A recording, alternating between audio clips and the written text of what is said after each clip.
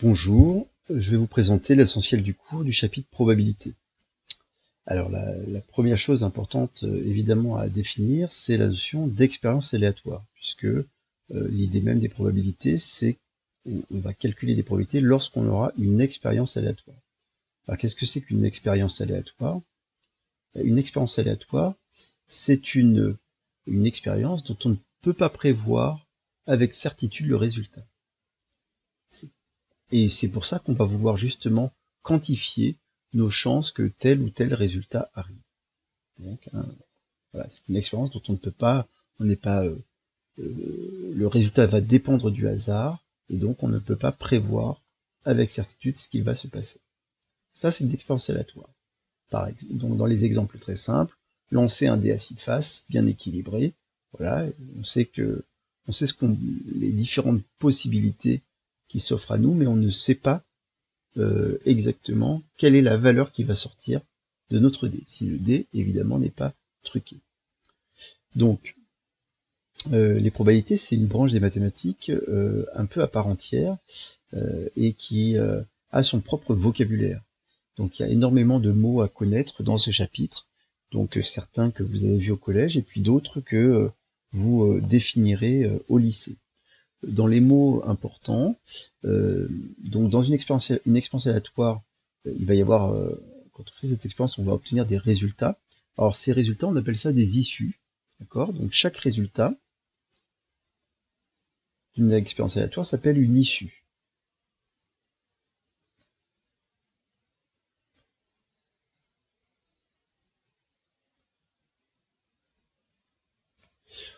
On peut dire aussi une éventualité, une issue ou une éventualité. Bien.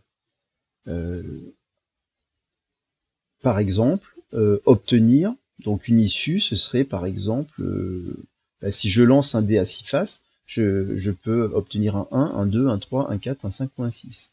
Donc, cette expérience a 6 issues possibles. Un autre mot important, c'est la notion d'événement. Un événement, c'est quelque chose qui peut se produire ou ne pas se produire, et donc c'est un ensemble d'issues.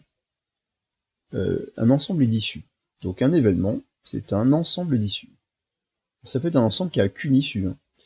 C'est un ensemble d'issues de l'expérience aléatoire.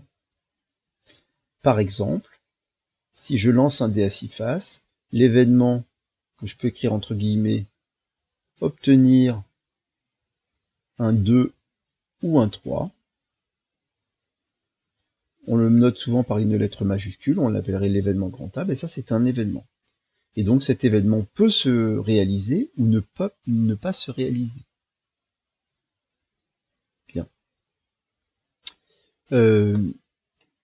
Il existe des événements particuliers. Par exemple, il existe un événement qu'on appelle l'événement certain. Donc événement certain, c'est un événement dont on est sûr qu'il se réalise à coup sûr. Je vous en montre, par exemple, l'événement grand B, toujours, on va prendre toujours notre expérience, on lance un dé à 6 faces, bien équilibré. Donc un dé cubique. Donc voilà l'événement, par exemple, obtenir un entier. Vous êtes d'accord que quand je lance un dé à 6 faces, comme je peux obtenir un 1, un 2, un 3, un 4, un 5 ou un 6, l'événement obtenir un entier, il se réalise à coup sûr. Donc c'est ce qu'on appelle un événement certain. B se réalise à coup sûr.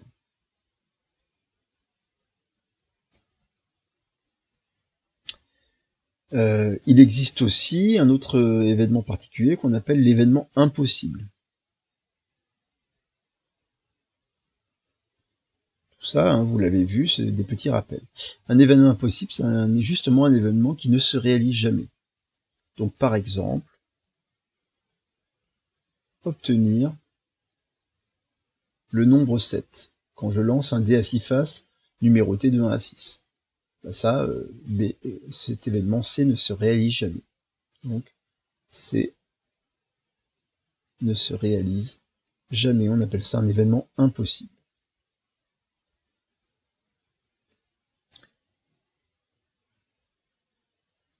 Ensuite, il existe aussi, quand on a un événement, par exemple, obtenir un 2 ou un 3, il existe un événement qui lui est lié, on appelle ça son événement contraire. Donc, événement contraire. Alors souvent, vous verrez au lycée, on le note A bar, si vous ne l'avez pas déjà vu au collège. Donc l'événement contraire de A, alors si l'événement A c'était obtenir un 2 ou un 3, l'événement A bar, on pourrait dire c'est ne pas obtenir un 2 ou un 3. Il suffit de mettre une négation, et puis ça fonctionne. Mais on pourrait aussi l'écrire autrement, A bar, on pourrait dire le contraire d'obtenir un 2 ou un 3, c'est d'obtenir un autre d'autres résultats. Par exemple, ce serait obtenir un 1, ou un 4, ou un 5, ou un 6.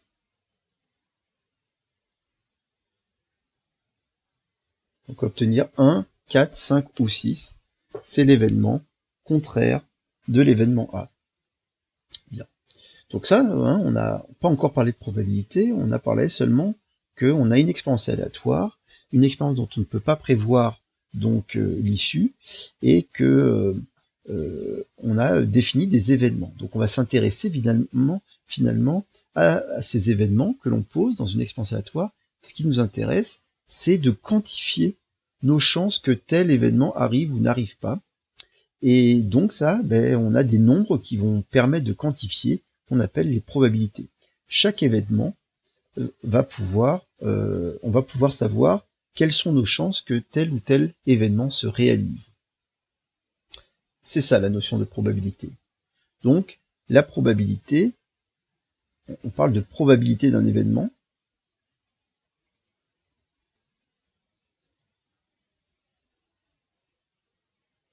Alors, la probabilité d'un événement, c'est un nombre compris entre 0 et 1,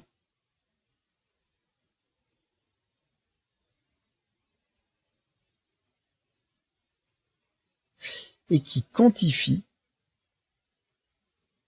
qui évalue, si vous voulez, qui quantifie les chances que l'événement se réalise. Ce n'est pas la définition que vous verrez au lycée, on verra une définition un peu différente, mais on va dire que c'est important de comprendre ce que c'est qu'une probabilité d'un événement. C'est un nombre entre 0 et 1 qui quantifie les chances que l'événement se réalise. Voilà. Donc, qu'il soit entre 0 et 1, c'est très, très important. Et voilà, on peut repartir sur notre exemple du dé. Donc, comment faire pour calculer des probabilités, pour quantifier nos chances? Ça, en fait, ça va dépendre des types d'expériences que l'on a. Quand on a une expérience simple, vous verrez qu'on appelle ça une expérience ou une situation d'équiprobabilité, c'est-à-dire où chaque issue a les mêmes chances de se réaliser. Donc, on appelle ça une situation d'équiprobabilité.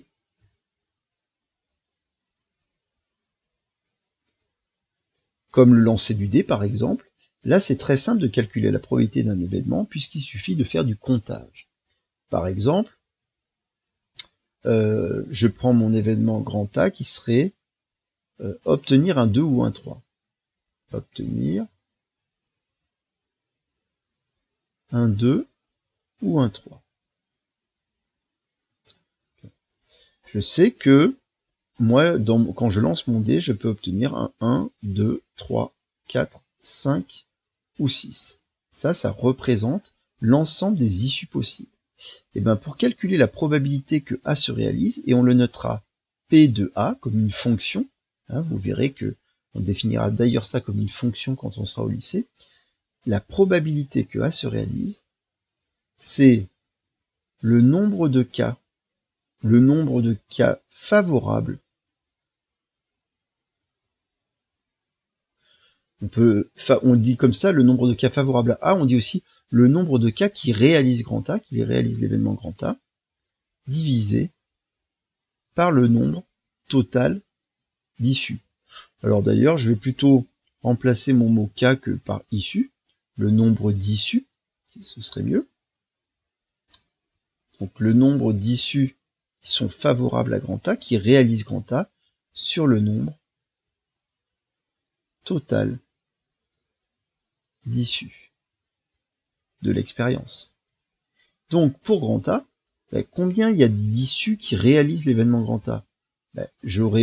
A se sera réalisé si j'ai bien obtenu soit un 2, soit un 3. Donc il y a 2 issues qui réalisent grand A parmi toutes les issues, sur un total de 6 issues. Et donc la probabilité, c'est 2/6, qu'on peut simplifier en 1/3. Autrement dit, j'ai une chance sur 3 que grand A se réalise. Le fait que 1/3, c'est environ 0,333, je peux dire aussi que il y a environ 33,3% de chances que grand A se réalise. Vous voyez que c'est un pourcentage de chances que ça se réalise. Ça quantifie nos chances que ça arrive. On n'est pas évidemment sûr que ça va arriver. On voit que c'est un événement qui a plus de chances de ne pas se réaliser que de se réaliser. Bien. Donc, voilà ce qui est important pour les probabilités. Une dernière chose qui peut être utile. Oui, alors peut-être quand même qu'on a parlé des événements impossibles et des événements certains. Si on a un événement qui est, ici c'était notre événement B qui était un événement certain, la probabilité que B se réalise, puisqu'en B est certain, elle vaut 1. Vous vous rappelez qu'une probabilité c'est un nombre entre 0 et 1. Quand vous avez une probabilité qui vaut 1, ça veut dire que c'est un nombre, c'est une probabilité qui est certaine. Donc là, on a ici, c'est un événement qui est certain, c'est-à-dire que on a 100% de chances que ça se réalise. Et puis notre événement C, qui était un événement impossible, c'était obtenir le nombre 7, et bien sa probabilité c'est évidemment 0. Bien. Une toute dernière chose, le lien entre les probabilités et les fréquences. Imaginons que là j'ai une population, et qu'une population de, on va dire, 100 jeunes, et que dans cette population, je sais qu'il y a 12% d'entre eux, une petite partie, qui pratiquent le tennis. 12% pratiquent le tennis. Ok. Donc je connais la part qui pratique le tennis. Ok, ça, ce sont des statistiques. P, c'est la fréquence, si vous voulez, ce pourcentage, c'est la fréquence. Donc la fréquence, soit en pourcentage, soit on peut l'écrire en décimale, donc 0,12. Donc là, on fait des stats. On pourrait avoir fait un sondage et puis on a calculé la fréquence effectif sur effectif total, etc. Mais imaginons maintenant une expérience aléatoire. Si je choisis une expérience aléatoire très simple, l'expérience aléatoire, on choisit au hasard un jeune parmi les 100 jeunes. Vous voyez que là, on a posé une expérience aléatoire. Ça veut dire que maintenant, on peut s'intéresser aux événements. Par exemple, l'événement grand A qui serait le jeune choisi, au hasard, pratique le tennis. Ça, c'est un événement. Et donc, puisque j'ai un événement, je peux m'intéresser à la probabilité que l'événement se réalise. Finalement, quelle est la probabilité que, quand je choisis un jeune au hasard parmi ces 100 jeunes, quelle est la probabilité que le jeune pratique le tennis? Eh bien, la probabilité que le jeune pratique le tennis, c'est en fait la fréquence, c'est-à-dire c'est 0,12. Puisqu'il y a 12% qui pratiquent le tennis, ça veut dire j'ai 12% de chance de choisir, quand je choisis un jeune au hasard, de choisir un jeune qui pratique le tennis. Autrement dit, c'est la fréquence.